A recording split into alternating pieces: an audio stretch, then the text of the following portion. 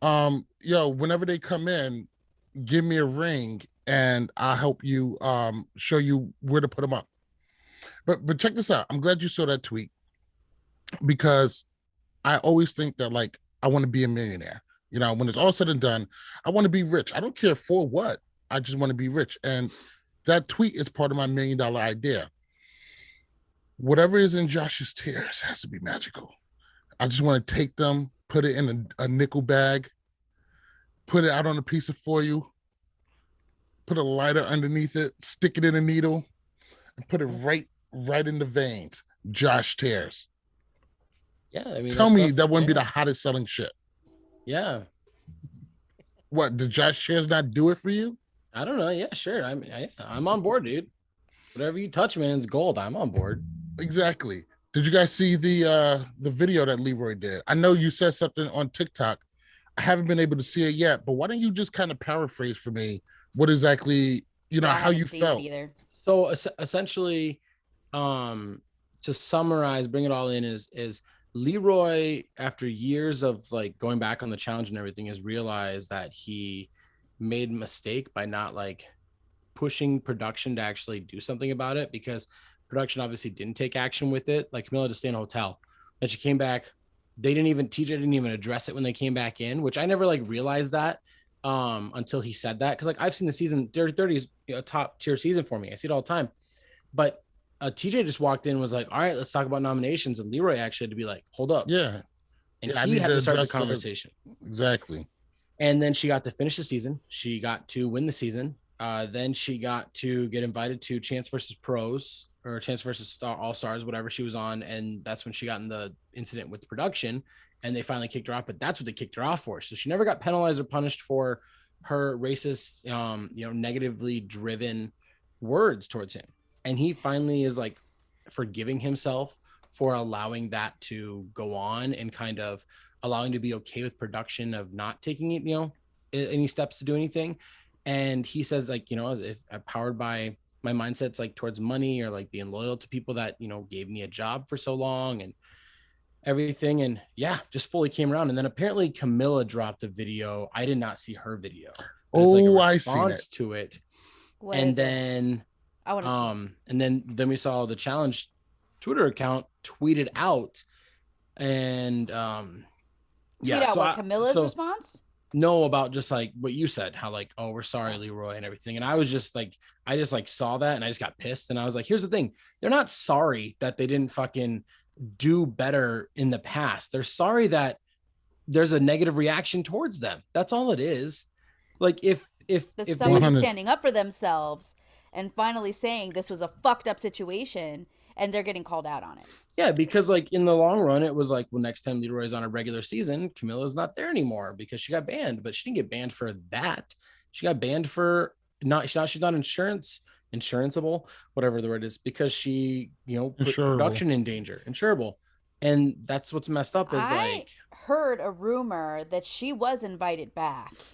She's not covered under insurance. She turned it down because she felt like it was not good for her mental stability. Since she's not insurable, essentially if like something bad happens to her, that falls on her, not MTV. So it's like it'd be like going out and playing recreational sports and tearing your ACL. Like that's on you.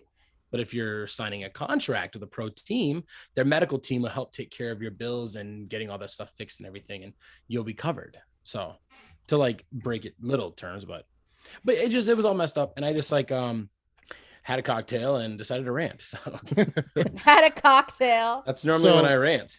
I took you guys are 100% on it. What a lot of people don't realize is, as Black people, there's a lot of instances that we have to put up with a lot of shit. A lot of stuff gets said, a lot of microaggressions, and Black people overall, a lot of us will let shit slide. We let a lot of shit slide for a long time. Most African Americans can, off the top of their head, can think of a minimum of a dozen instances where some crazy shit was said, and you let shit slide. You let shit slide because you don't want to be a problem. You don't want to risk your job. You don't want to be known as the angry Black guy, because that shit will fall around. He did, but here goes the problem. handling yourself with grace doesn't get shit done most of the time. It's like Leroy is realizing, like a lot of us realize, the squeaky wheel gets the grease. It's not until you stand up, it's not until you start making some noise that you start seeing some actual change.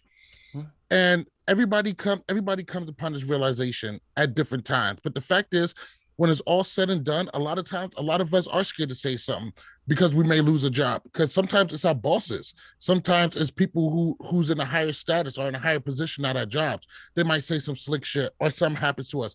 And we eat a lot of shit. It's one of the things that come with being Black. And every day, more and more people are realizing we're not going to take this shit anymore. So I'm very proud of Leroy. I mean, even the way he handled it then, I didn't really agree with it, but I understood it 100%. Because if he starts making a whole bunch of noise, then boom, you're putting your job at risk. You're putting your reputation at risk and how people view you. So I totally understand where he's coming from. It's total bullshit, but it's shit that we've had to put up with for a long time. So I'm very proud that Leroy is able to talk about this. I'm very proud of him that he is able to take MTV to task. And other people's true colors are really starting to show. Nani has been dead fucking silent. Ashley is she's just playing the sideline, getting all the heat off of her. So I think Ashley's handling the situation fantastically. Like exactly. if I was a challenge agent and like a PR consultant and everything like that, I'd be so happy with how Ashley's handling everything. Mm-hmm. Shut the fuck up. Well, she's like, I can say sorry all I want, but my actions are the only thing that can actually show I'm sorry. So I have to just do better and I have to be better. Like, and that's there you go. What more can you ask for? Well, she didn't get super defensive and start defending herself, even though she did attack some people who was coming after her. She's not sitting up there defending her behavior, not trying to sweep it under the rug. She said, I fucked up. I'm handling the consequences and I'm going to change my behavior and do better. When it comes to apologies, that's really all you can ask for. I mean, even Jordan didn't do that shit. So he apologized. No, he did apologize, but nobody really bought that shit. Nobody really did because he had to. That's why. What are you talking about? His actions didn't match up because which incident? There's been several. Because his actions doesn't match up. He has used the N-word since the Portland season. So that doesn't really show a change in behavior. I thought you were still talking about oh no, he apologized with Down syndrome face comment. No, well that's just also, another thing he's done. But he immediately felt terrible about that, and like he apologized and everything. But like I mean, I'm not saying this like covers up, but like that whole season was like, if you do something wrong, the karma came back around right away. Like when Jordan had that incident, he went into elimination. When Nelson got drunk and was being tirade, he got sent home. Like everybody that like had done something wrong the night before, they got sent into elimination or sent home. Like everybody reaps repercussions with the exception of Tony, but that's because he won the challenge, and Camilla, who ended up getting to win the final. Because what's a crazy thought about that is that if she doesn't continue on in the final, Cara probably gets another championship, or Kayla/Jenna is in the final and maybe they get a championship. Like a lot of things kind of change. And definitely could go a lot of different ways. Camilla might have not had that incident where she threatened a production person, because she would have already been suspended beforehand and she would have like had a chance to reflect and learn from it. I mean, she still might have, but I'm just saying like if I'm a kid, that's what I pull everything back to kids. And if I get away with like cheating on a test, well, then why can't I cheat on the next test? I already proved I can get away with it. I didn't get punished. Nothing happened. And then if I cheat the second time, I'm going to keep cheating until, so I feel like if you don't lay the law down when something happens, like with Ashley, like they're trying to do, it can maybe spiral into more. Camilla's bigger issue was that she should have been on alcohol suspension or alcohol probation, whatever they put these challengers on when they have instances, because 90 or actually probably 99% of the time that Camilla has had these issues, or even Ashley has had these issues, is when they have been wasted. And that's fair. I mean, obviously being drunk, a lot of people say, who tells the truth? Kids and drunk people. Like, She has these underlying biases. She wouldn't have said it otherwise. For Camilla, it's just one of those things where alcohol just puts everything out there and just blows everything up. No, I definitely understand you. It's the Captain Morgan that makes you makes you racist. No, right. you're racist already. I'm saying she already had those biases. The She captain hid just them whisper well. in the air, you fuck them niggas. You know what? But I'm saying no. It makes you more easy to say the shit There's that no filter. maybe Lowers you've your been holding inhibitions. inside. You It's lost the all reason your why people inhibitions. drink. But I want to Troy. move on. I want to say, can I say one more thing? Yes. This is very very controversial and everything. I don't think anybody should be banned from verbally saying things to other people. I think they should get to be brought back, and then they shouldn't get to hide away from the public. Like if Camilla gets to come back, people are gonna look at her and be like, I'm sending her in right away. And she has to like reap those the situations. Like when something bad happens, you can't just turn and hide and not have to be involved in it anymore. Like I understand people are like, well, they shouldn't get money. I mean, there are bad people in professional sports. There are alleged murderers out there that are Hall of Famers. I think that. Why are you throwing shots at Ray Lewis like that? Oh, I didn't say his Sorry. name. You said his name. We both know who you were talking about. Allegedly, I said his. Allegedly. But I just think that like people should get to, as long as they're not physically harming somebody, they should get brought back, because it's like, oh man, Camilla's like, if Camilla was on the season, we have somebody to root against every season. We have a true villain. Oh, hey, oh yeah, good job, Camilla. You won an elimination. Whoa. All right, She's Tyler, racist, right? Tyler, I feel how you're saying with that, but I think the problem that people have with that, it was seen because we view something like appearing on a challenge as a privilege, as something honorable. Yeah. And we feel like having these kind of people in there will probably cheapen it. I do get what you're saying, but I definitely understand why people are the way they are about that. I'm just saying, Camilla's on a season, and all of a sudden she gets sent to elimination, and it's a hall brawl. Cam might be like, "Hey, I'm going in. Put me in. I don't care. I'm going in." And now she physically can do something about it. Cam can't wait to get into an elimination with now Tori listen, at this Leroy, point. Not Leroy, Tyler. If you're looking for a sign to let it go, this is it. Yeah, I know. Moving on. Sometimes you got to toss it up. Yeah. Okay. Because somebody had commented, because Tori had been like, "Oh, I'm sending you love, Leroy." And they're like, "Bitch, you a liar. You over here following fucking Camilla, going on vacation with Camilla, and you're trying to send love to Leroy." And Cam liked it and unfollowed Tori after. Can you be friends with both people? Probably not. All right. Like can you be in a situation? Can you be in a situation where like you're friends with both and you go, "That's fucked up. I don't agree with anything you did," but like the other 95% of you, I vibe with. Is that a thing that can happen in real life? It depends on your but not with something moral, like this. Like your overall code. Like I have friends that don't like each other. They do not like each other at all. I might move my camera. But they've never done anything so disrespectful to each other that I was like, "Y'all, I can't be friends with you." I'm just asking. I've never been in a situation like that, so I just, I don't know. Like if my friend said something that fucked up to one of my friends, I'm done. Because at the end of the day, you could think that about them, like that's fucked. You're not a good person at the end of the day. Oh, turn up the enough. Okay. Tyler? Why are you so low? Yes. Oh, I just moved my camera to a new spot and everything, and I'm just trying to. Why are you doing this now? Right? Because he went and got a drink, so I got some time. It was real quick. Just it's. I'm and already you went to here. go get a hoodie. All right. Moving on. He's gonna edit it out anyways. Okay. Stay focused. Tyler, audio. Oh yeah, we were supposed to clap. We never clapped. Sorry. I don't need it anymore. Hey, you said no more intros, right? So you're just gonna be like, love more challenges. Let's break it down. the episode has been started 15 minutes ago.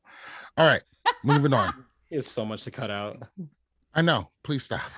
Y'all don't realize that. That's why I always get lightweight angry when you guys just going off. I'm just like, I gotta cut like all that shit. And even now that I sped it up, I still have to go through and peel all this shit off. It is. It's not his just fault. but it's not just your fault. Well, this all right, time, yeah. Moving on. you, Tyler. Moving on. So, MTV Challenge castmate Nelson Thomas was the victim of a brutal attack.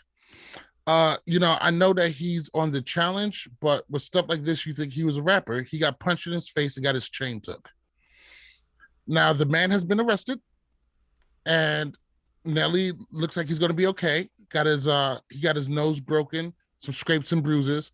TMZ dropped the story, and they said it was because he was flirting with another man's wife, and the man who punched him also backs up that story. Nelly says it was a lie, and he's going to do an interview with TMZ to set the record straight. Why would you steal someone's chain if the only reason you were upset is because he was No. sweating? See, it doesn't exactly work like that. Usually taking the chain off of somebody at the end of a beatdown is just the je ne sais quoi, the chef's kiss at the end. So a little cherry on top of the sundae. It's just like voting somebody into elimination. Taking somebody's chain, you don't need a good reason. Any reason would do. I just rocked your shit. Come up off them jewels. So at this point, I mean, shit happens. So I think at this point, Nelly should just probably buy a gun. And usually shit like that will happen less. But I'm glad he's okay. But don't ever go out and about in the world with a $10,000 chain and no ratchet. Like, what you think was going to happen? I mean, just don't talk to a married woman or a taken woman. Like, it's very simple. Like, a single woman doesn't have a guy there to punch you. It's pretty simple. It's not always that simple. The equation should always equal 2. 2 + 1 doesn't do that. One's gotta go. I'm not sure who to believe more on this. Do I believe TMZ or do I believe Nelson with this? I think most likely some form of both would probably be true. He probably did talk to her, probably wasn't as serious as they're claiming. The guy probably seen a nice chain and just wanted to rock his shit and take it. So he's been on like 9 seasons of TV, counting Are You the One and The Challenge, and we've probably seen him with like a dozen girls. So I'm not saying like, what does that mean about anything though? Just he can't talk to he's females? A flirt. No, that he's a flirt. He likes engaging with the females. So if somebody says that guy's insecure. No, but if he can't think his female can talk to somebody like that, that's just stupid. Maybe he knows who Nelson is. He's like, every time this guy flirts with a girl, he hooks up with her. He's got a good track record. Sometimes when you're with a girl, you're gonna have to punch money in the face. That's just how it goes. Why didn't the girl punch him in the face right away?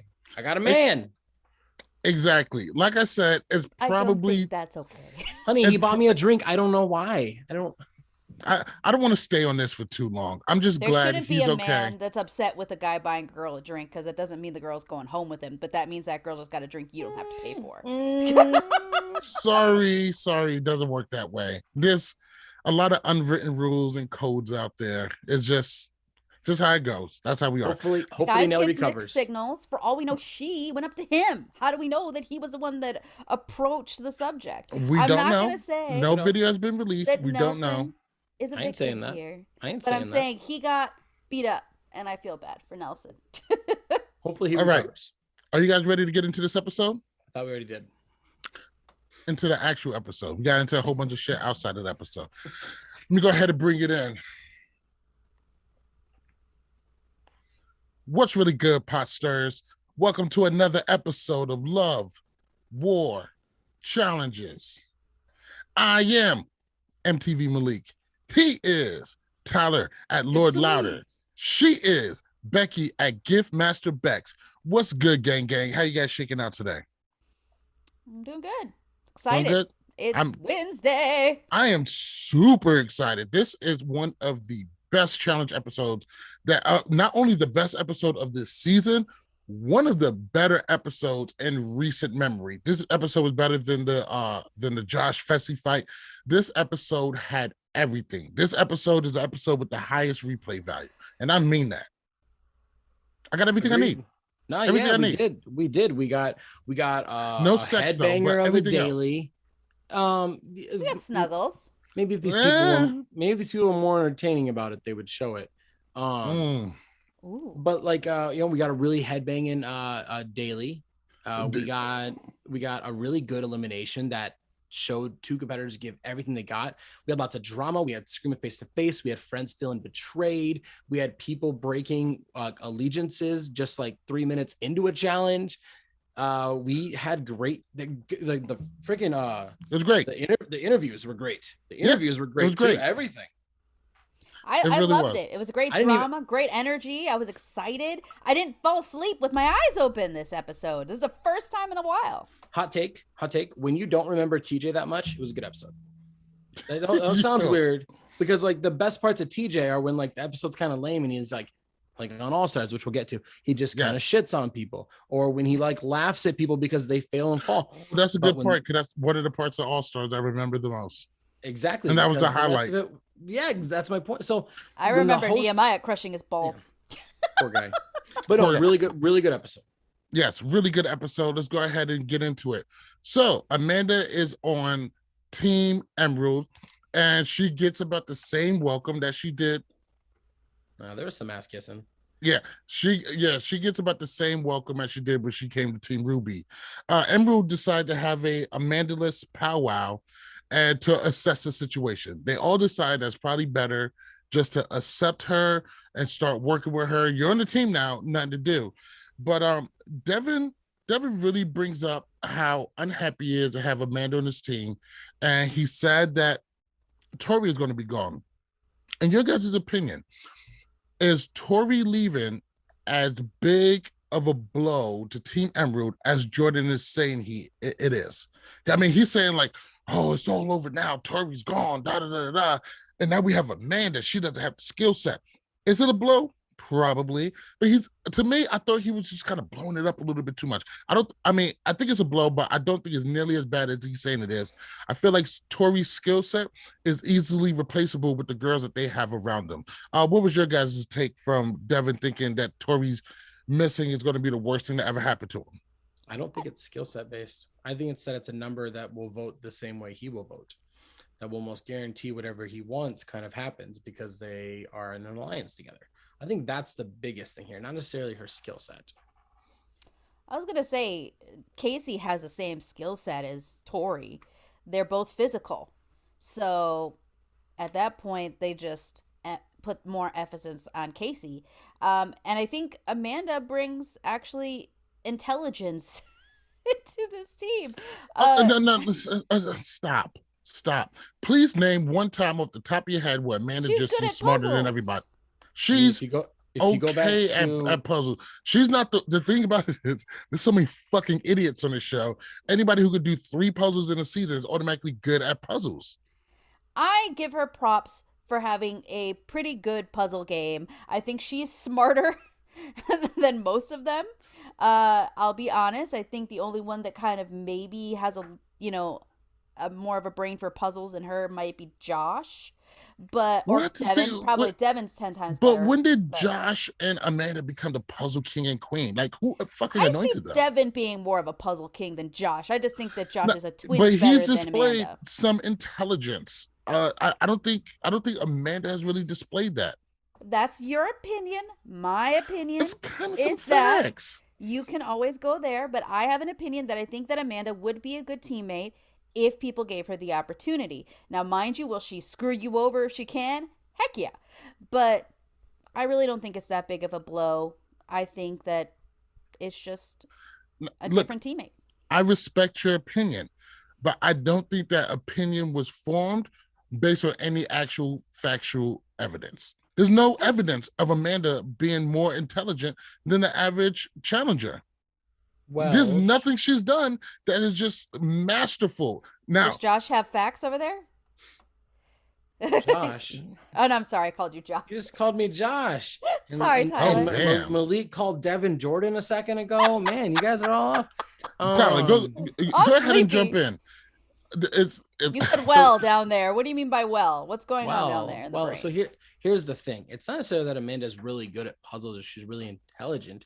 It's that it's her best skill set. The problem is if I'm a D student, but I get a B in math, I'm not fantastic at math. I'm just fantastic at math compared to the rest of my skill set. So she's intelligent based on her skill set. She's not that good at physical. She doesn't have the endurance that we've seen. We don't know if she's mentally, balanced and everything there, but she's got some smarts and some strategic play that is better than the other layers of her character and her challenge ability. So that's why it appears like, oh, she's the puzzle girl. Well, it's not that. She's just not anything else. Listen to me giving Amanda more credit than y'all. And I'm I not- don't Yeah, even we're like just her. making it the big. But you know what? That's the funny thing. I don't even Amanda- like Amanda. Listen, Amanda and Devin are actually probably the three biggest challengers who I probably like really hated at some point that I've really come around on. And that's okay. It's called growth. Let's go ahead and move on to the outed party and I all still of that. don't like her. And that's going to give be you a Tori. comparison.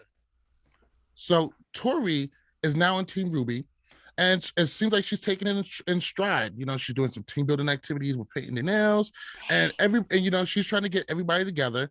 What do you guys make of Tori's behavior of trying to get Team Ruby to come together? Like, I think it's a lost cause. I think that this is just going to be a band-aid. I think if anything, Tori is going to actually try to go into elimination so she can call out Big T and go back to Emerald. That seems like the play. So now I think we all could agree to some level that Tori may be full of shit. But in this, do you think she is genuine when trying to piece together Team Ruby, or she's just biding time? She's genuine. She 100% is. Because she can't predict that she gets to go into elimination and that she's going to win an elimination and then she's going to get to switch teams. You can't play that. So right now, this is who she's running the final with. So you gotta coexist with them somehow. I think she's trying to make the best of a bad situation. Mm-hmm. I don't think that it's truly sincere. I think she's just trying to stay alive, and building an alliance within that team is the best way for her to go, so that if a decision has to be made, she won't be the one being thrown to the wolves. I think so too. I think she wants to get, Big T in a false sense of security. Her Nelson is pretty cool.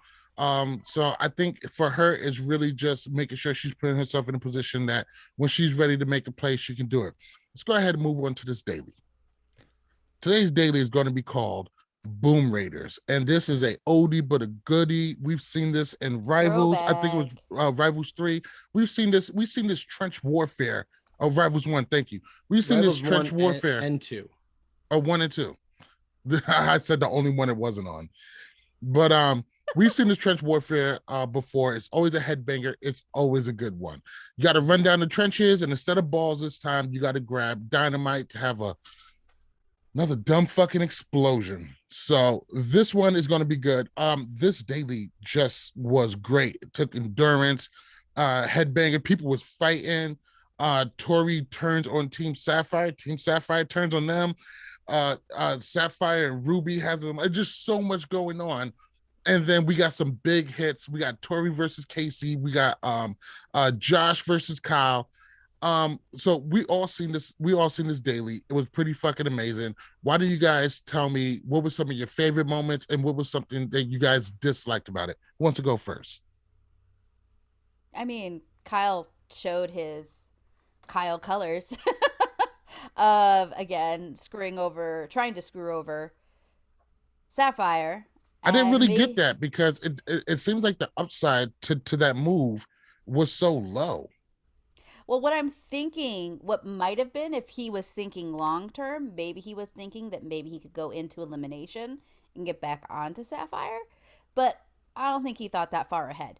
I think he just really wanted to win, and that got kind of stuck up. He screwed himself. I was in shock of just Team Emerald and their entitlement and them feeling like everybody who's not on their team should be protecting them for some reason, which, I'm sorry, Devin, that's not how any of this works. They're trying to win. They're trying to protect their own game. So if they need to team up to do it, I don't blame them. And Tyler? Just so nobody says anything, because I have to know everything. It was also on Free Agents as well. That's when we saw Zach and CT pair together. Oh yeah.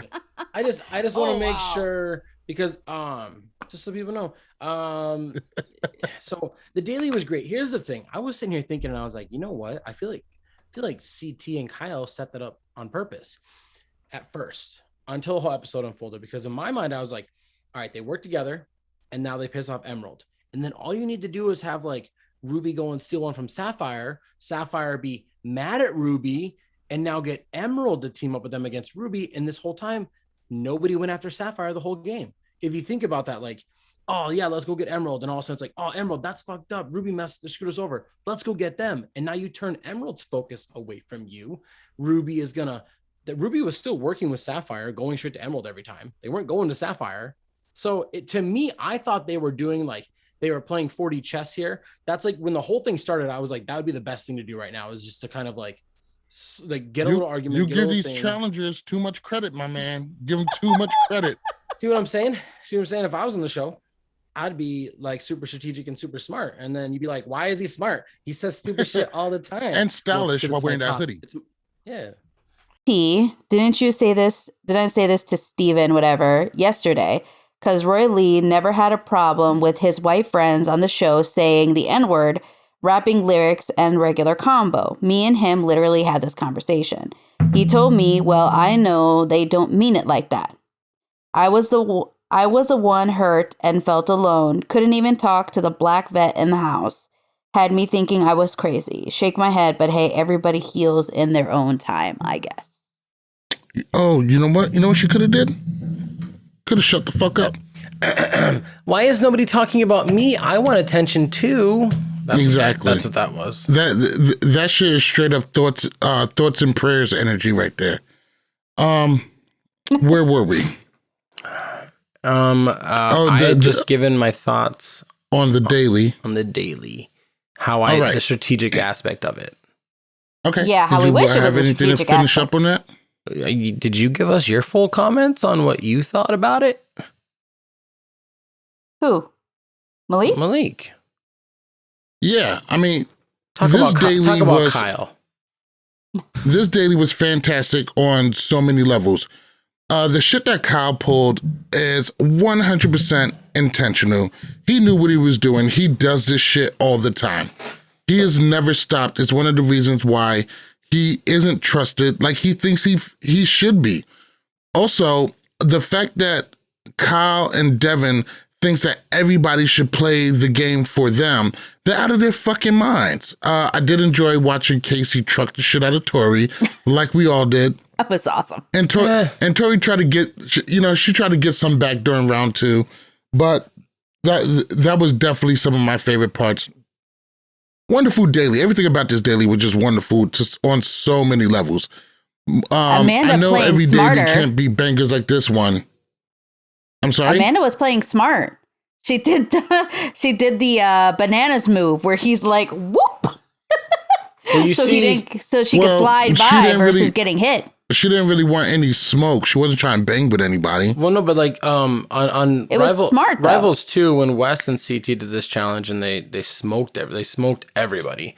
There was a part where like they were going to run down and Wes is like, the point of this game isn't to hit people. That's not the point of the game. The point of the game is to get balls from one side to the other. That's the point of the game. Like hitting people is a distraction. It slows you down. It takes away your momentum.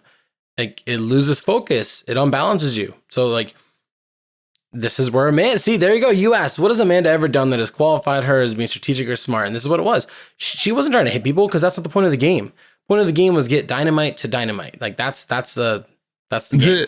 There's no upside for Amanda hitting anybody. Nothing to gain except for a couple of extra minutes. It's just like fans would enjoy it because we'd all be like, oh, she got fucked up. But like that's it. There's nothing in it for her. But no surprise, Team Sapphire gets its win. This is their second in a row. I mean, kind of a surprise. No, this one seemed like the thing about it is if anybody was going to team up, as long as it wasn't Sapphire and Emerald teaming up, then Sapphire was going to win this one. That's kind of how I felt about it. That's the only way, though, because like if you think about it, like Emmy had to go every time on the girls' rounds. She never got a break like everybody else. That's some B shit. And she closed down gaps on those things too, because the girls were so focused on hitting each other that Emmy literally she didn't make contact. I don't think she made contact one time. She was just going around everybody. And she actually closed the gaps like both times. And I'm pretty sure, I didn't really see it, but I'm pretty sure Ruby ended up with like 5 pieces of dynamite. Like they all had 10, and it was like 20. Or no, wait, that's 30? No, I think Ruby only had like 1 or 2, because like last round I saw they barely had any. Yeah, they were doing bad. But Sapphire gets the win. After the daily, they come back, and Devin lays into Tori. They got into a heated exchange. Tori is trying to fight for the team that she's on now, and Devin thought it was fucked up, being as a guy's day felt like it exposed them to getting called out or getting voted in. And they really got into a bad spat where Tori cried because her feelings was hurt. Tori was hurt, and she cried, and we should all give her, that sympathy because Tori's sad. Now, despite me not fucking with Tori at this current time, I don't feel like Tori was really wrong. She's like, I'm on this team now. I have to start fighting for my guys on this team. I think she's caught up in trying to play both sides. I want to protect my team, but I also want to protect the team that I was just on, because in the long run, they're going to look out for me. What do you guys stand on this little tiff that came up between Devin and Tori? The second time he's attacked somebody for hurting his game. He just attacked Amanda last episode for looking out for her game. Now he's attacking Tori for looking out for hers. So it's bogus as fuck. I always appreciated Devin's gameplay, but he needs to get off the train. Amanda said it right. He acts like he's the one that got everybody to this place. Like, he was the main point and the main reason. And maybe, yes, he started the ball rolling, but everybody was involved getting here. They all coasted. All the vets coasted here. Period. On the Vet Alliance. Amber B didn't. Oh, that was because Fessy has... No, that was because of her own something fault. Stuck up his bottom. That was her own fault. And she could have made more friends. Tyler, what's your take on Devin versus Tori? I'm just going to look at you with disgust, Tyler. I'm in the minority, but guess what? I'm right. Devin is in the right here. Like, Tori fucked up big time. This isn't a game that you should play with your emotions. Like, why are we sitting here and we're okay to dog on Nelson for being too emotional and saying he's got to fix it, he's got to not play emotional. And now Tori comes in and goes, oh, you wanted me off your team, Josh? Then I'm coming right back for you, and I'm playing emotional now, and I'm going to play... That's the problem. There's a reason why Tori's not a fucking champion, because she plays too emotional. She gets too personal with shit.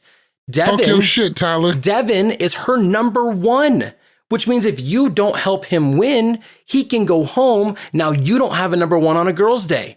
Let's say... So you want to leave her on a team that wants her ass because she threw a daily. So you're going to leave her on a team that wants to throw her in every single time. How does that hurt her? Because she's going to get thrown in every single time to go win and possibly lose. And get to take out Big T and then go back on Emerald? So she's got to protect her team. That is her team. Just because I got switched to a different team doesn't mean I'm going to help you win. Do you think if Aaron Rodgers got traded, he'd care if the Packers won? He would be like, fuck you, I'm going to beat your ass in a Super Bowl. That's just the way it works. Now, Aaron Rodgers is a different person, but I'm just saying. I'm sorry. He was the one that came to mind for trading. Odell Beckham, there you go. Odell Beckham Jr. He gets traded. Do you think he's going to give a fuck about the team that he just got traded off of? He doesn't. First of all, they're analogy, not going to look out for him. He's not going to look out for them. You can keep talking and being loud, but you're wrong in that analogy, because Odell Beckham can't get traded again. He can't leave another team again. Tori can rejoin Emerald in 2 weeks, in 2 episodes. If you help Team Emerald on a guy's day, now when it's a girl's day and they win, hey, Tori, do you want to go in and call out Big T? Yes, I do. And I'm going to take Amanda's spot. I'm going to come right back. But now, why the fuck would they do that? Why would they give that to her?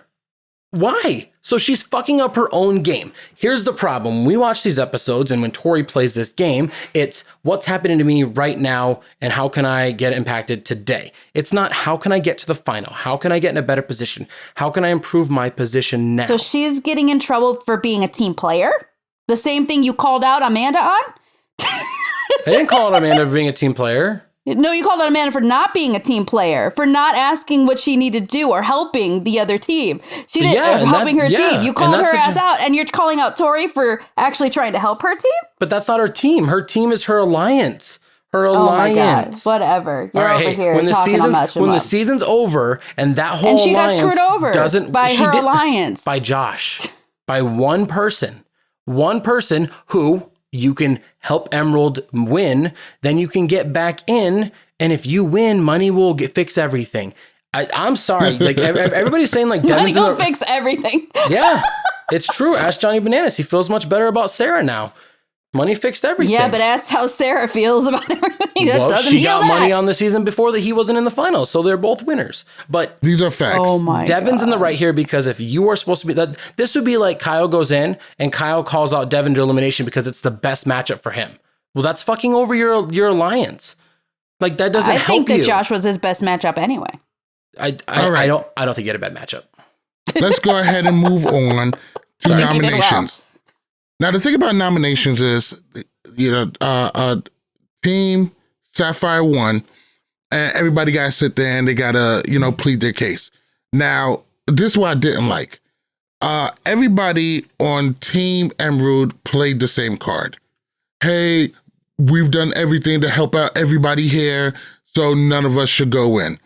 And everybody's able to read the room. It's going to be Kyle, and Kyle is going in. Now, before then, Kyle and CT get into it. CT just says like, you're really hard to defend. You're kind of a snake. And Kyle calls him a snake. And the way I see it is, Kyle is the one who fucked up.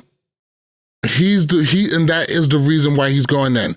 Let me just ask you guys' opinion real quick. If not Kyle, who do you guys think should have been the second vote to go in? If it wasn't going to be him? Emmanuel.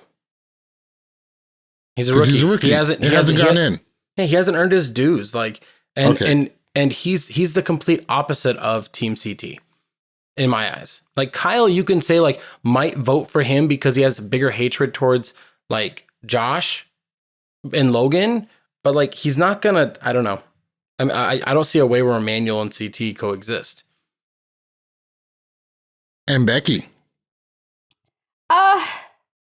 I mean, Emmanuel's the only one to really choose because of the fact that he is a rookie. So I could see that happening, but I'll be honest, I think he's just really flying under the radar.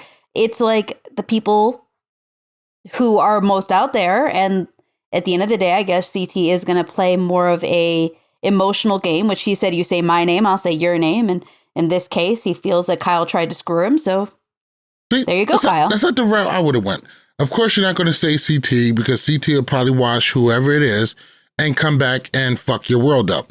But Nelson could be a problem. He's not the greatest final runner, but do you really want to give him a chance to show you what he got? I probably fucking not. Or reality, I think Nelson in the final is very, very fucking dangerous. And best case scenario, he'll call somebody down like Emmanuel or Josh, and I think that it would have been a better chance at getting a strong play out the game. Either Nelson is going to be gone or Josh, and that's the way I would have played it. When's the last time Nelson made a final? He went home just short on Total Madness. War of the Worlds 2 he wasn't on. War of the Worlds 1 he wasn't on. Him and Shane they got just close. Season before that, he got cut right before as well in Vendetta's Dirty 30. He got sent home. Season 29, Invasion of the Champions. Damn, it's been a while.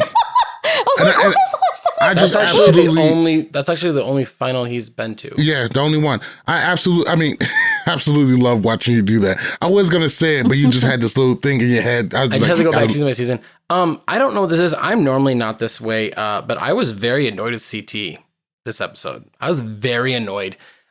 He seemed uncontrolled. He seemed like he was playing like the pity card, and he was like being really petty towards Kyle.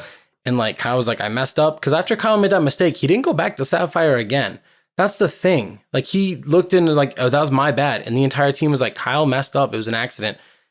And then he's trying to tell CT that we're friends and everything. And we actually talk about personal shit.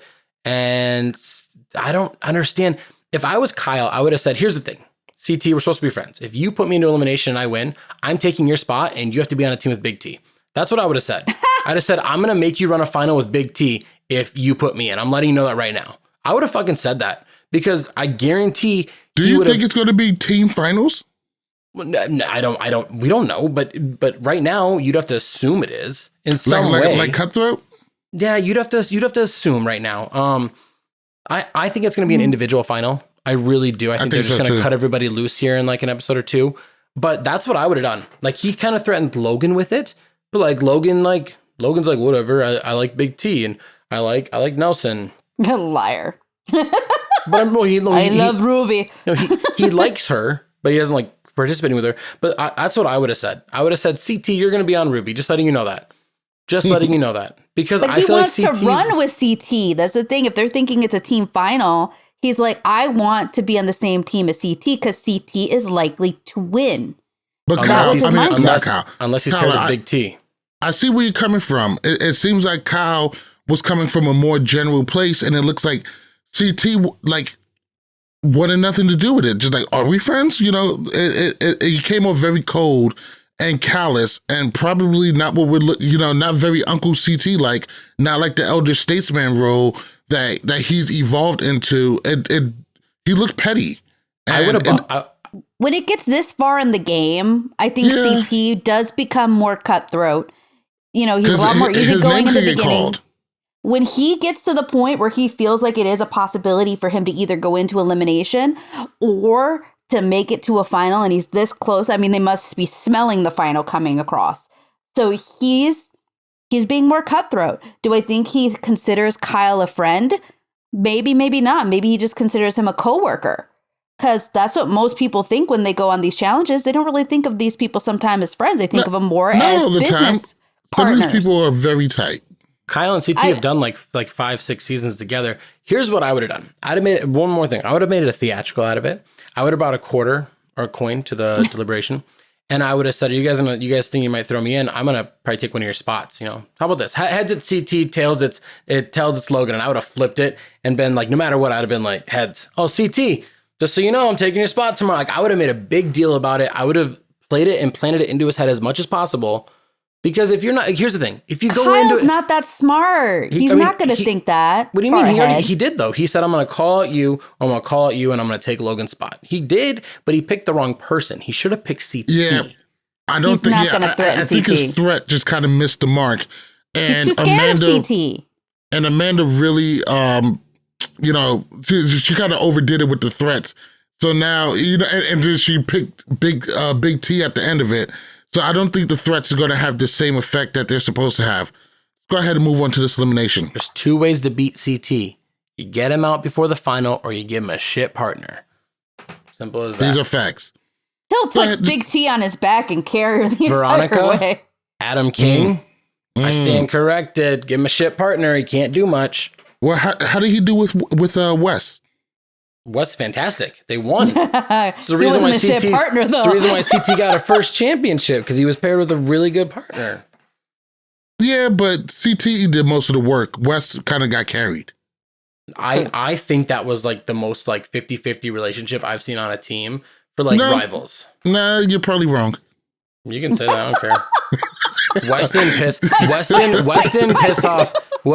piss off Anastasia. Weston piss off DM. Like, CT did those things. But CT was winning too much. Just playing, moving on. Elimination. Today's elimination is going to be called Burning Bridges. Kyle comes down. He decides to call out Josh. He said it was 70% Emmanuel, 30% Josh. Took a look at the elimination. This is the way to play it too. He didn't say exactly who he's going to call out. He wanted to see what he was working with. He thought Emmanuel might give him a run for his money in this endurance. He said, I could pick the rookie who's kind of untested, but I feel like Josh's skill set sucks enough where this would be better for me. And he chose right. This came down so much closer than I originally thought. Josh has been playing an amazing season for him, but he's gotten pretty far. He's had a lot of power in the game. This was a lot closer than what I thought. I think Josh played an amazing season. I'm still not his big fan. Like I said, his tears fucking heroin in my veins. But I think he did really, really, really well. I think this is a performance for Josh to be proud of, but he's also a lot of seasons in and getting tossed before the final. This has got to hurt. What was your guys' take on today's elimination, burning bridges between Kyle and Josh? Josh wore Fessy socks, which creeps me out because why the fuck would Fessy put his face weird. on socks? That's super weird and sus. Oh, they're boys. Like, listen, be like bananas. Make yourself a bobblehead. What the hell are you putting yourself on socks for? No. And that's crazy. Number 2. Did they say which website to get those from? He said it was a prototype on Twitter or something like that. There wasn't actually 45 minutes and it'll be on the challenge shop. You probably could see it from there. Pick your favorite challenger's face to put on your socks today. Oh my God. It was just Have terrible. them help you walk through today's challenge. And he's over here talking about how he's going to roll over Kyle like Fessy did. I was like, dude, have you seen your elimination record? Your elimination record is not good. You need to lower down the testosterone thinking that you're going to like truck somebody. I understand that you're feeling yourself and your hype, and I'm glad that you are, but also be humble. What is his elimination record? It got to be what, 1 in 5? 1 in 5. Somebody said 1 in 6. I don't even know for sure. Well, let's recount. He lost on War of the Worlds 1, lost on War of the Worlds 2. What was the next one after that? Season 31, 32, no, 31, 32, 33. 33 and 34. 35 was Total Madness. He lost on that. Then he won on Double Agents, but then he lost on Double Agents, so it's 1 in 4. And then he lost here. 1 in 5. Tyler, I'm in such awe sometimes. Somebody said he has the same elimination record as John A. or Jasmine. That's how it goes sometimes. But I would say he's a considerably better challenger than most of them. But John A is coming into her own. We're going to talk about that more. She's killing it. A little bit later. But I'm going to say I'm sorry. I know I wasn't done, sir. No, go ahead. Yeah, we know. Fuck you, Kyle. Right here. Sit down and spin. Anyway, no, I was just going to say, I think Kyle made an excellent decision just basing it on what it was. And Emmanuel is probably much better with balance. Overall, I think that him being on Survivor really kind of throws a lot of people through the loop. I don't think it has to do with him being Romanian, which he likes to say about drinking people's blood and crazy shit. But I like it. It was a good deal. I'm done. Fuck off, both of you.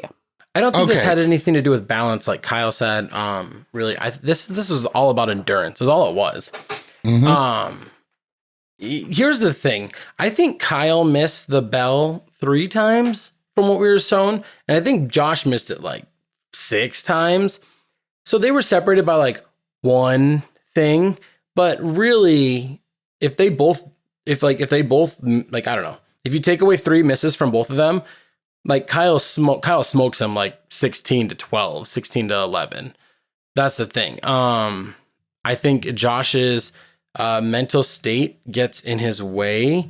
This is weird though, because like everybody was cheering for him and nobody was cheering for Kyle. And the way they were playing this up, like we say the show is overproduced recently, last season, this season, but the production value that I got in this episode at the end in this elimination was fantastic. I was on pins and needles the whole time. And then like when Kyle like hit the bell every time and they showed it in slow motion, I was like, fuck yeah, let's go. And every time Josh missed, I was like, oh, thank God. And it was well done, it's well produced. This is an elimination that I could watch over and over again.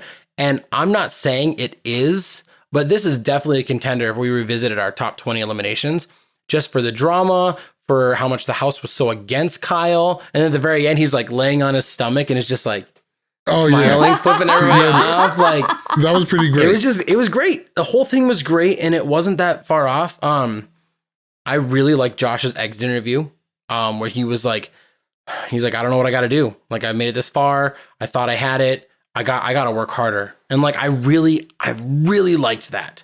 Yeah, like, he wasn't petty. Yeah, no, I agree with you. 100%. He was on borrowed time though, to be honest.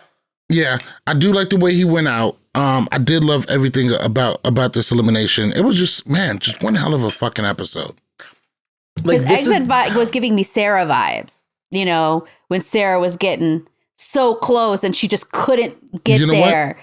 What? You're very much on point, and that was the moment when we started seeing Sarah elevate up to the top. I think next season we're going to see a different kind of Josh. I think we're going to see a less affable. I think we're going to see some more driven, probably in a little bit better shape. He has pretty good connections in the house. I would think initially in the beginning of the season, I was just like, man, the way he's playing, if he doesn't win this season, he may never win again because he'll probably burn a couple of people this season. I think he still has one more in him. I think he's really, really going to have to come through and win next season. But I do think he's going to have to make some major moves. He's going to have to ruffle some feathers. And I'm not talking about being annoying, ruffling feathers like he has been. I think he's going to have to probably burn some of his big brother teammates at the stake and use them as stepping stones to walk over and win himself in a final. Not to mention getting into a final and having to win one. And that's why I worry about him if he gets to a final. If he gets to a final against a CT, a Bananas, and a Jordan, he's going to get smoked. If it's a pairs final, though, he is one of the best partners out there. He is a good partner. And so that will help keep his partner moving. Potentially if it's like a partner that's got less endurance. I really want to say something, but I don't know if it's inappropriate or if it's like whatever. It's kind of ironic that he gets sent home the week after he asked production to send home Ashley. I'm not saying that Ashley shouldn't have been sent home, but I'm not saying that it's karma. It feels like it. But we were just talking about Dirty 30 earlier, like when somebody did something, they got repercussions the very next time. And I don't know if it was Jay or GamerVeb, but somebody said it was like the Ashley curse. I just thought that happened in my head and everything, and whatnot.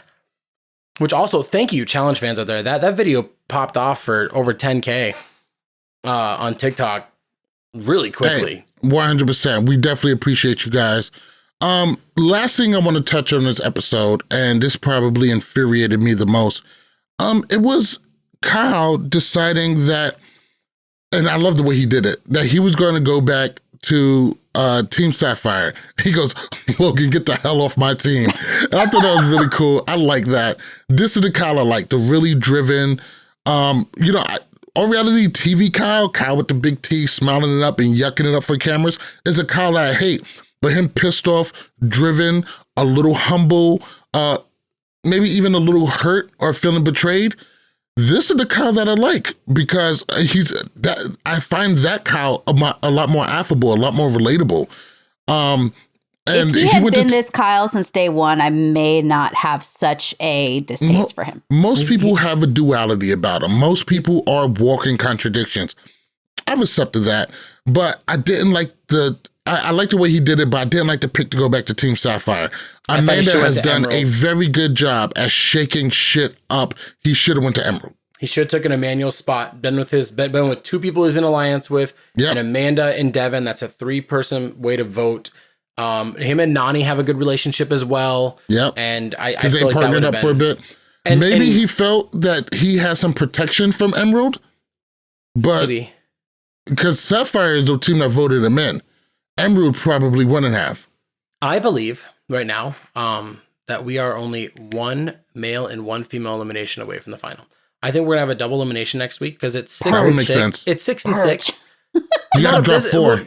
We can't do a purge, but no, you can do 5. Do 5, and then you do a 2-day final and you eliminate somebody after day 1. Yep, that works. Purge. Well, a purge would, I don't know. But purges can be really unfair. And a lot of times the purges get them wrong. Hardly ever do the worst people go home in a purge. Somebody always sneaks through. Yeah. I don't know. I don't know why, but I feel like I've been missing the purge. I haven't in the past, but I was like, I'm going to purge. I want people to be pissed. I don't hate the purge. Bring it back every once in a while. I don't like the purges in the very beginning. Mid-season is where a mid-season purge. Episode 6, send home 3 guys and 3 girls. And here goes the thing. Have that purge a mini final. Yeah. Run up I the love mountain, the mini finals. do lots of memory checkpoint things. Yeah, when they were doing the Honestly. exile, I love the exiles. I mean, don't get me wrong. I love the headbangers, love those eliminations, but throw in a mid-season purge. That's pretty much an exile, pretty much a mini final. Everybody, it'd be great. It'd be great to size up the rookies too. So The exiles are always great because it just really it gave you a taste of everybody and honestly saw everything. I love exiles. All right. Exile, the exiles cost less from being a 3-time champion. If you look at the next episode, it looks like there might be a mini final coming up because the way that's at least the way I saw it, I was like, this looks like a mini final / purge / something like that. It just looks like that to me. They can't go much farther, can it? Like they can't go that many more episodes. Nah, it can't be. We're already on 15. It actually has to have an end date already in place. That there has to already be. I mean, I don't really see the season having more than like 17, 18 episodes. So if it keeps going, it's going to start feeling too long. It's going to feel like it's too much. They need to start doing something fast. Yeah. I mean, because this is the kind of show where you want 15 to 17 episodes. When you start getting to 20, 21, 22 episodes, it can be long, especially if you're doing an hour and a half long episodes. But do you guys think we got some time to touch on All-Stars before we get out of here? It wasn't a very long episode. We can... Oh, yeah, exactly. It was simple. Yeah, All-Stars was simple. Do you want this in one video? What'd you say? Do you want it in one video or do you just want to do two videos? Yeah. We'll just do it one video. We'll figure about All-Stars too. We'll talk tomorrow and get it figured out. All-Stars. So this first episode, I actually wasn't a huge fan of. I felt like they could have used a 0 episode to have, the party and everybody meet each other. They did it for this season and it was wonderful. Let's get all this meet and greet shit out of the way, the reintroduction. I think if they would have just focused on that, it would have went better. You didn't even have to have it a full episode, full hour. It could have been, 40 minutes, 45 minutes, and, have everybody catch up, re-meet, go through, because some of these people have been gone, 12 years and stuff, so we could have used a lot more of that. You throw in a pretty, the daily was kind of lame. It was a daily that you could have seen on like The Inferno or something like that when these things wasn't as intense as they were now. And not a whole lot of memorable moments, even though I am still very excited for the season. I just don't think this was the greatest first episode. The biggest problem? It aired like 4 hours after an episode of The Challenge happened. Right. If this would have been 3 weeks from now, right after the final happened and reunion happened and the next week is All-Stars, cool, we have a little bit, we're not like challenged overload type thing. It can be more exciting. Yeah, I do feel you in the challenge overload. The problem that I had is when I watch these episodes, I don't take these long, I used to take these long detailed notes of everything that happened in the episode. And now, I just pretty much hit on, the biggest moments. And when I was doing that for this episode, there wasn't a whole lot. Half of the episode was them partying, chilling, going back, and I am excited to see a lot of these people. I'm excited to see Derek. I'm excited to see Ryan. I'm excited to see Darrell, who has a major chip on his shoulders. Excited to see Johnny. I'm excited to see a lot of these people, and I feel like the cast is really good. I feel like the mix is really good. I do feel like there's some misses. Who's that Jason Momoa guy? He did only one Steven, season. A random road rules from like 15 years ago. I would have totally forgot about him. He does seem like a likable guy. Does got some size in him. He's very likable. He always has been. So I think he's going to do well. But like you said earlier, like when you remember nothing about TJ, that's a good episode. When I think back, it was funny watching everybody boot scoot across the beam during the daily. But really, the most memorable thing is TJ ripping them for sliding across. It was so great to see Jody and Derek together. I thought that was such a blast from the past, and seeing them together again looked really cool. But outside of that, really not a whole bunch to talk about. Darrell and I want to say Ayana. They go back. I'm sorry, I'm pretty sure I'm either hacking up the name or completely got it wrong. So you got a little secret alliance there. But besides that, what was your guys' take from All-Stars? Nehemiah got karma right up his butt for not wanting to have Tina as a partner, and his partner is the only one that falls in. Tina's been gone for a while, and don't She's get me wrong, older. Tina is TV gold. She is still hilarious, still able to hold her own, still sharp as a fucking tack, and she was great to see. Not my first choice for a partner.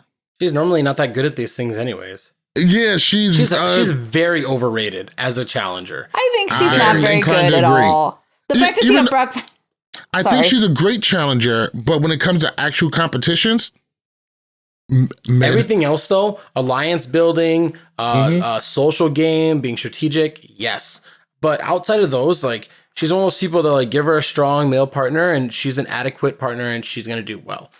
Her comedy, her one-liners, her she's she's confessionals. entertaining. very entertaining.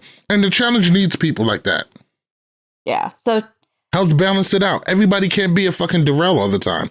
I don't think she Yeah, cares. I somebody think has she's to bring honestly some there for entertainment to vacation. the show. Yes. But definitely excited. Definitely excited to see Katie back. So excited to see Kendall back. She did so amazing last season. And, you know, I think she really wants it. Casey, it's really good to see her back. I want to see how well she does. I know really- Casey isn't a great challenger. She but flopped already. Yeah, she did. Yes, she did. But I really like her. I can't help it. I do like her. Oh, did she not get it in the basket? Yeah, she did. And I was Yeah, like, what do no, you mean she only flopped? one. Oh, she didn't get it in the basket. Tech shoved her and she tried throwing Yeah, it. And he and was she, like, flailed.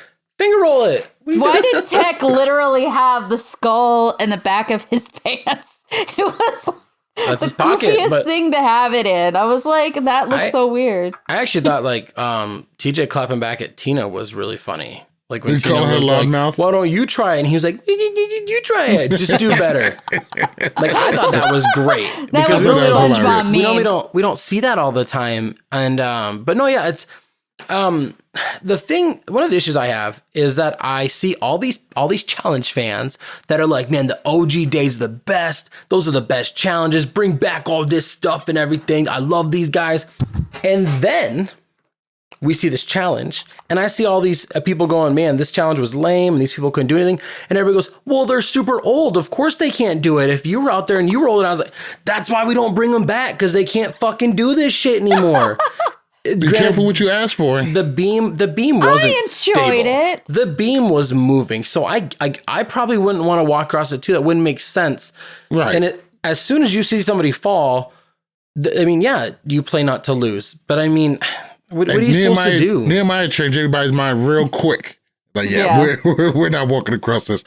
I don't have a problem with the old cast. I have a problem with some of the more obscure people. If you're going to bring people back, bring back the people that we want to see. But also, you got to mix it in. It's not the worst idea to throw in a Kaylee, or maybe see what Zahid is up to. Mix it in a little bit. Throw a couple of these young bucks in there.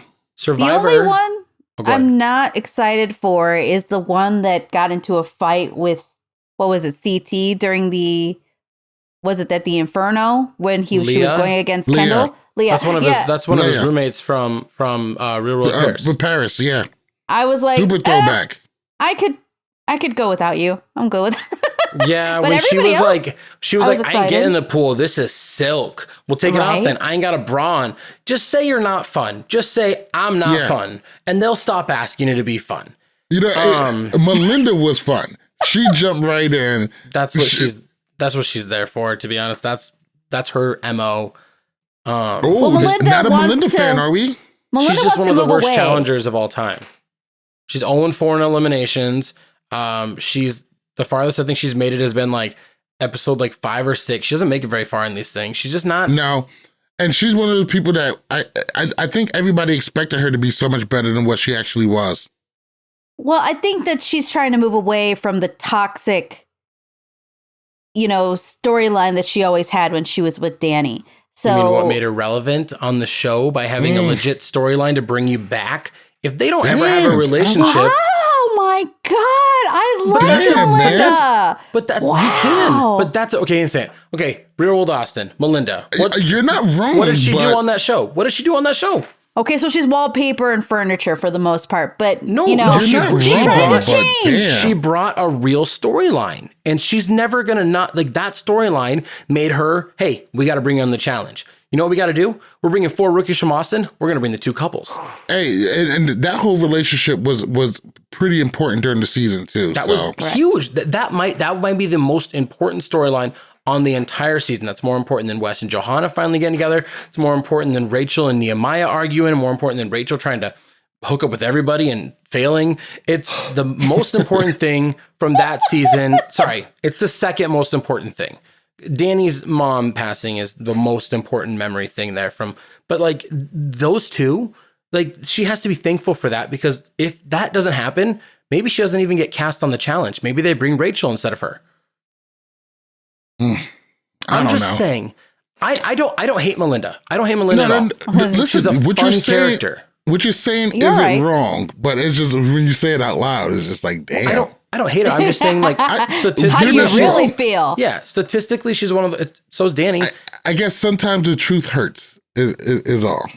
Your record is what your record is. Simple as that. Maybe it's because I'm a little bit tainted because I did meet her in person at one of I'm the sure Challenge she's- Mania events. I'm sure and she's she is so sweet.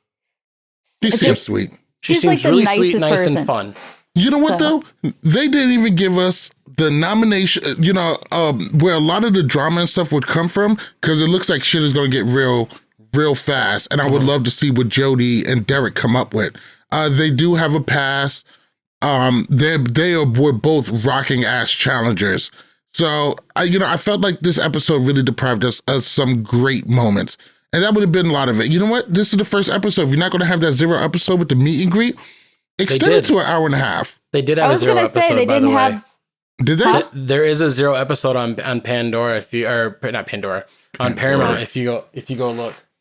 For All All-Star Season 2? Yeah, I didn't see one. I'm gonna give you a confirmation right now. Yeah, I think you're wrong. I got my Fire Stick right here. Another thing that, what was I talking about? We were talking about something, and then you guys made me feel bad for I was saying I talking wasn't a about fan. how For we shit didn't get a talking Melinda? nomination or we didn't get any of that stuff. Yeah, okay, no, but you brought up something like give us people that we really want. Survivor season 31 did a season called Second Chances, where they brought back I think it was 18 or 20 people that had been on the show one time, but there was like a ballot of like 45 past contestants, and fans voted. And the top like 20 got into the show because it was like a special second chance return show. That'd be I great. think that would have been great here. You would have done that. and you Especially would've- no champions too. yeah, yeah. Well, I mean, Yeah, that'd really open them up. You're wrong, Tyler. I where- just looked at my Paramount. There is no episode 0. I So just checked. what Invasion of the Champions got wrong is they had the champions invade. Can you imagine how that season would have went with no champs? I would That have would been have been fine. interesting. I mean, at that point, it was pretty much that because the champs had to go against champs, and the rooks had to then go against we would rooks. have had an all champion final if it had been that. Mm. Like it would have been Laurel, Camilla, If you and can't beat 'em. and Cara, and then it would have been Bananas, Darrell, and CT, which is actually a really stacked final. To be honest. You talking about really stacked? That's the most fucking stacked final team ever. That would have been crazy. Let them run crazy in the Gauntlet 3. I mean, at the end of the day, Invasion of the Champions, they were supposed to beat them, and they couldn't beat them in an elimination, so they would have gone home. They were never going to beat them. It was unfair. I mean, don't get me wrong. People like, Nelson and Kayla and Corey wasn't about to get that in during that season. You're right. There wasn't. Yes, we know. All right. So I think that wraps up Duped. most of the important stuff. We're going to... I'm not sure when we're going to start doing All-Stars 2. Right now, the plan is currently just to do it at the end of our regular challenge episodes, but we might split this up. We'll figure that out in the next coming days. Tyler, you had something before we left? Well, who do you guys think Derek and Jody are going to send in? Because these are two people that historically don't like to, ruffle feathers, and they don't like to make big moves because they're so fucking paranoid and afraid that it's going to come back and bite them. What do you think they're going to do? Like, who is on the negative side? Like, because Nehemiah's on Derek's negative side, and he's already in.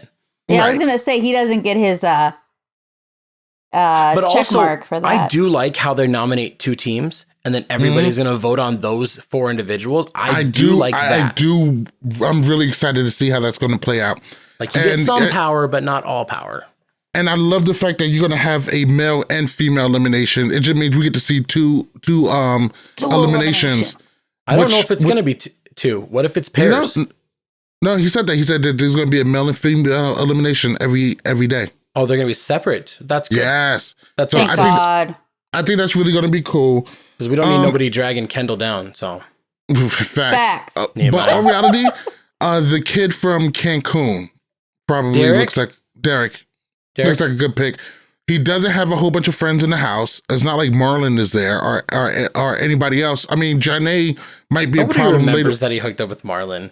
Nobody remembers that. I love that you brought that up from Rivals too.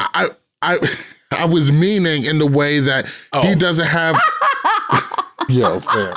They snuck under the bridge of the little waterfall because Derek's nice and respectable. He doesn't know if he's out. No one's even talking about that. I was talking like if Marlon was there, Marlon would be considered his friend. Marlon is a good competitor. That might bite you in the ass later on, but he doesn't have that. So I think Derek is probably pretty good to go on the chopping block on the male side. I feel like Derek is going to send in. So I feel like for the girl side, they're going to send in somebody that that doesn't mesh with the house. Because that's kind of how it goes. Like that's not like Leia could be right there. Yeah, probably her or probably her. I'm trying. Maybe. I'm trying to think of who else like isn't very like boom out there and everything that everybody's like vibe with. For the guys though, I feel like Derek will send in somebody he doesn't think deserves to be there at the final. That's how he'll kind of do that. He doesn't ever really send in. That. Yeah, but he doesn't. No, I'm saying like he doesn't send in guys that are like big threats. Like he sends in people that are like, you should be going in. He's not going to send in a Brad. Or a Darrell or an MJ. He's going to send in somebody. He's got friends with them anyway. He's not going to send in his friends. Plus, it's too early to start those kind of problems right now. Not really. If he wants to, win a final, he's got to get rid of some competition. Yeah, but he's not the type to burn bridges, though. Yeah, it's too early for that. Get out the fluff. That's what they're there for. I was going to say, I think there's a lot of fluff this season. On the girls' side, there's a lot of fluff. We didn't talk about the cast. There's a lot of fluff on the girls' side again. On the guys' side, I don't think there's as much fluff because there's more champions here than there were last season, I think. Because like you replaced Big Easy with MJ, who's a champion, and like you replaced another guy. I don't even remember. I don't even remember some of the Mark Long. Well, Mark's a champion though. No, but they replaced Mark Long with somebody else. They replaced him with Brad, who's a champion. But there's more champions on the guys' side. There's more quality threats. I mean, here's the thing. I'm sorry. I know people love her. I don't care that Katie's on our TVs. I love Katie. She's entertainment. She is. But like these people that are entertaining. Spunky. Go back on like Homecoming, Real World Los Angeles. That's where the entertainment's at. Like I'm here for challengers. Here people are going to put in work and do well in dailies and eliminations. That's what I'm here for. That's just me personally. But this season remember all the guys on this season that I'm like. What'd they say? There's 22 All-Stars, right? Or 24? 24. 24, so it's 12 and 12. Let me see. I'm going to see if I can quickly run this down, okay? So we got Darrell, Derek. By the way, I got you. No, hold on. Tyler, Tina, let me see if I'm Tech, right. Steve, Sophia. I'm sorry, Ryan, Nehemiah. Oh, MJ, I can see him tossing in Ryan. Leia Letarian, Kendu, Katie, Janae, Jody, Jasmine, Janelle. That was her name, Janelle. Derek, Darrell, Kohada, Casey, Brad, and Ayana. So that right there is 7 guys with championships on the guys' side out of 12. 7 of 12 are champions. I can see him throwing in Ryan. Ryan's never been super strong. But here's the thing though, we didn't get a lot from Ryan in the first episode. No. That's why I forgot he was there. So I don't think he's gonna get sent in because like that's the whole reason why you have to have an episode 0 because you can spend 4 to 5 minutes on each character. Where'd they come from? What are they doing now? Let them do a little interview, something fun of them in the house. Next person. I don't know. I agree, but we're probably just rambling on because, as you can tell, there was not that much excitement from All Stars episode 1, All Stars 2, which to me maybe thinks they're giving us a slow start because the other challenge is still on. Very possible. Very possible. Well, gang, that is going to do it for us. Thank you so much for joining us. Thank you so much for spending your time with us and listening to us. I want to thank everybody who commented on our last YouTube episode. Yes, Tyler really shit the bed because he said Josh is the next Johnny Bananas, and yeah, people didn't like that shit. Oh wait, people took that the wrong way. We though. got dislikes. Nobody ever dislikes our videos like that. We'll get one or two. People take that the wrong way. Like that's they disliked it a lot. I'm gonna call some fans right now. It's like okay, 5 or 6. In our outro, I'm gonna call some fans. Here's the thing. Don't take words that somebody says that you don't know to heart and fully have them affect you, okay? Call them stupid. No, but like, I'm not saying that to attack. If you're a Bananas fan, I'm not saying that to attack Bananas. If you hate Josh, I'm not saying it to make you mad that somebody you hate, I'm praising. He's a guy that the challenge loves and they respect, just like Corey, just like Bananas, just like Wes, just like CT. Josh is getting into that conversation. That's what we didn't talk about. Corey taking a break from the challenge. Oh yeah, it's true. Yeah, which is good for him. Yeah, dude, he needs to. You're not winning these. And you know what? You can take 3 seasons off. You'll be okay. Did you say somebody else is too? Well, CT is because he's in the middle of filming a movie that's coming out. Oh yeah, that's right. It looks like a pretty solid, legit movie too. So congrats to him. Make sure you visit us on our website at lwcpodcast.com. Make sure you pick up your t-shirts at shop.lwcpodcast.com. We got a lot of new stuff out, a lot of biker inspired tees, a lot of cool stuff. So if you want to support the pod, go ahead and take a look at that. Make sure you follow us on Facebook at Love Word Challenges. Check us out on Instagram, Twitter, and TikTok at LWC Podcast. Make sure you listen. Make sure you listen to us on Spotify, iTunes, which is now Apple Podcasts, Google Podcasts, Deezer, and iHeartRadio. Once again, I am MTV Malik. He is Tyler at Lord Louder. She is Becky at Gift Master Bex. This is Love Word Challenges. Good night. Bye.